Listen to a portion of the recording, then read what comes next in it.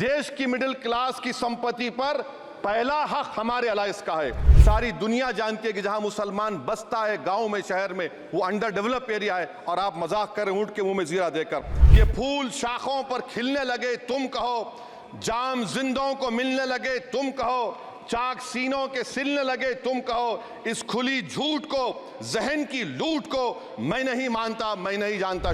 Budget की speech में finance minister ने 4 बरादरियों का जिक्र किया।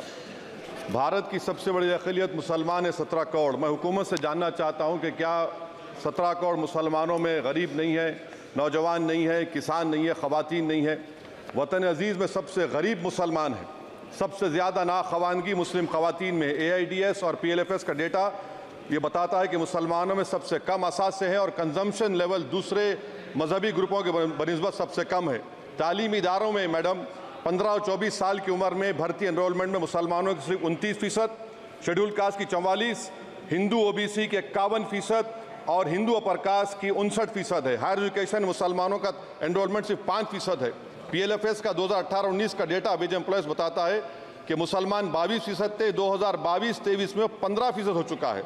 सेल्फ एम्प्लॉयमेंट में मुसलमान, हिंदू, सिख ईसाई ज़्यादा 58.4% है। रेगुलर वेज एम्प्लॉयमेंट में सबसे कम मुसलमान है 15%, और कैजुअल लेबर में सबसे ज़्यादा मुसलमान 26% है। तो मुसलमानों का शेयर रेगुलर एम्प्लॉयमेंट में लॉस हो रहा है एम्प्लॉयमेंट का। मुसलमान नौजवानों का ना रोज़गार मिलता है, ना तालीम के मौक़े, ना हुकूमत उनको कोई तरबियत सहूलत दी जाती है। मैं मोदी हुकूमत को एक मुसलमानों का एक अछूत बना दिया है, ना कोई सियासी नुमाइंदगी है, ना मुल्क की तरक्की में इनका कोई हिस्सा दिया जा रहा है। मैं मैडम माइनॉरिटी वेलफेयर मिनिस्ट्री में 2023-24 में 38% की बजट में कमी कर दी गई, 5,000 से 3,000 करोड़ कर दिया गया। इस साल के बजट में सिर्फ चंद 100 करोड़ का इजाफा किया गया, मगर 23-24 के बजट के लेवल पर पैसे मुख्तसर नहीं किए गए। ये मोदी हुकूमत की बदनीयती और झूठा कमिटमेंट है अक़लियतों के ताल्लुक से। तालीम के उस अक़लियती स्कॉलरशिप मैडम अक़लियतों के गरीब तलबा और तालिबात को दी जाती रकम में कमी कर दी गई। 2019 में मोदी ने कहा था कि 1 करोड़ स्कॉलरशिप दिए जाएंगे, अब सिर्फ 58 लाख दिए जा रहे हैं। 47% अक़लियती एप्लीकेंट्स को हर साल स्कॉलरशिप से महरूम कर दिया जा रहा है। 10 साल से मैं कह रहा हूं कि डिमांड ड्रिवन करो। डिमांड ड्रिवन के लिए सिर्फ 3,000 करोड़ की जरूरत है, मगर ये हुकूमत सच्चाई को और ईमानदारी से काम नहीं कर रही है। 2007 और 8 से माइनॉरिटी स्कॉलरशिप का नंबर इजाफा नहीं हुआ है। Pre matric scholarship madam Kundu committee ने कहा कि मुसलमानों में drop out rate primary level पर होता है, तो हुकूमत ने 9th क्लास से प्री मैट्रिक स्कॉलरशिप पैसे दे रही है। NDMC की इक्विटी मैडम 800 करोड़ एक मजाक है। PMGAV के में 910 करोड़ दिए गए। सारी दुनिया जानती है कि जहां मुसलमान बसता है, गांव में, शहर में, वो अंडर डेवलप एरिया है, और आप मजाक करें ऊंट के मुंह में जीरा देकर। हज में 97 करोड़। हज कमेटी एक रिश्वत का मरकज बन चुका है। प्राइवेट टूर ऑपरेटर्स के एक लाइसेंस के लिए पैसे देना पड़ता है, बिल्डिंग सिलेक्शन के लिए पैसे देना पड़ता है, मीना मुजदलफा में कंपनी के सिलेक्शन के लिए पैसे देना पड़ता है। मैं हुकूमत से मुतालबा करता हूं कि उसको ख़त्म किया जाए और CBI से इंक्वायरी करवाई जाए। मोदी हुकूमत को अक़लियतों, बिल्कुल मुसलमानों से नफरत को ख़त्म करना पड़ेगा। मुसलमानों को उनका दस्तूरी हक मिलना चाहिए। आप कैसे विकसित भारत बनाएंगे अगर 17 करोड़ मुसलमान नफरत करेंगे? मैडम, पूरी स्पीच में फाइनेंस मिनिस्टर के बच्चों का जिक्र नहीं है। आज हमारे देश में 66 लाख बच्चे रोज भूखे सोते हैं। 46 मिलियन बच्चे स्टंटेड हैं मेल न्यूट्रिशन की वजह से। 25 मिलियन बच्चे वेस्टेड हैं। मासूम बच्चों की ये बदकिस्मती और बदबख्ती है कि एक शख्स चाय बेचकर वजीर आजम बन गया। LTC long term capital gain tax madam was decreased from 20 to 12.5%. However, the indexation benefit has been removed and won't apply to any property purchased after 2001. This will be detrimental to the growth of real estate, limit household capital formation and impact employment generation in construction sector. This change in LTCG is a quasi-wealth tax on household, particularly the middle class. Internship programme madam, 5 साल में आप 1 करोड़ लोगों को intern कराएंगे, यानी एक company को 4,000 लोगों को ट्रेन करना पड़ेगा। मुझे बताइए क्या ये बड़ी कंपनी का माने क्या है? It is unachievable.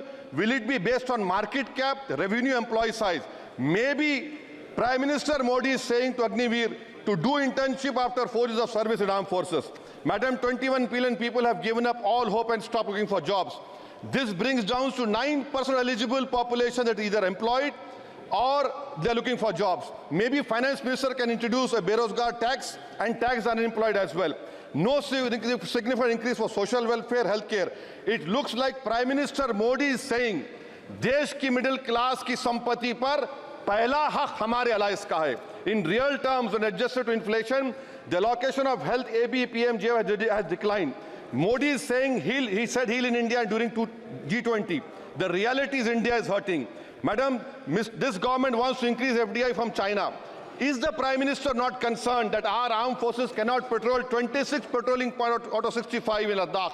Maybe the Prime Minister wants the Chinese monopoly Indian markets. Import from China have crossed 101 billion 2024. Prime Minister Modi says Khelo India, but in reality the budget has shown that Modi government policy is Jhelo India.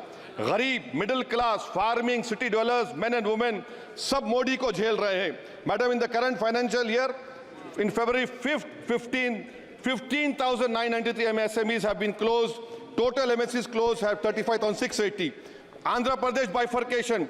This parliament passed a law. For last 10 years, Modi government has shown their intellectual dishonesty in not giving ITR, IIM, Bayram Steel Factory, Railway ko Khazipet, recognition of Palmaru as National Irrigation Project. This shows intellectual dishonesty of this government. Madam, I end my speech by quoting a famous poet, and I'm amending certain verses. 133 crore इंसानों जिंदगी से बेगानों सिर्फ हुक्मरानों ने हक तुम्हारा छीना है. खाक ऐसे जीने पर ये भी कोई जीना है.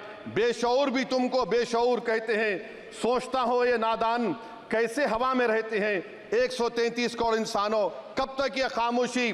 चलते फिरते जिंदानों, गरीब खवातीन, नौजवानों, किसानों से रोने की सदाएं आती हैं. जब शबाब पर आकर खेत लहलाता है, किसके नयन रोते हैं, कौन मुस्कुराता है? काश तुम भी समझो, काश तुम भी जानो किस कदर भयानक है जुल्म का ये ढब. देखो रख से आतिश व आहन देखते ही जाओगे, होश में ना आओगे.